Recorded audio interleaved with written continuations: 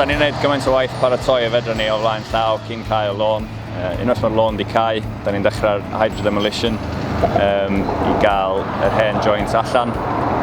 Unwaith mae'r hydrodem wedi gorffan, da ni'n medru tynnu'r hen joint o'na, torri chydig o'r reinforcement bars a wedyn landio'r joint newydd.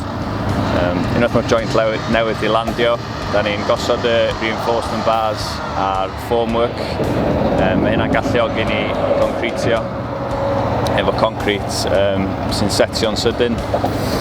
Unwaith o concrete di setio, da ni'n medru ail waterproofio deck y bont, wedyn tarmacio, reid y lanes gwyn lawr a agor y ffordd.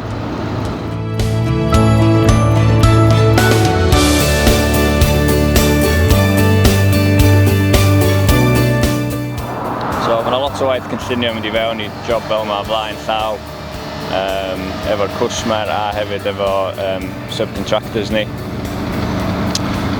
Pan da ni ar site wedyn, da ni'n gweithio 24 awr y diwrnod, bob diwrnod o'r wsos, sicrhau bod y gwaith yn cael ei gwblhau mor sydyn â bosib, efo cyn lleiad o disruption â bosib.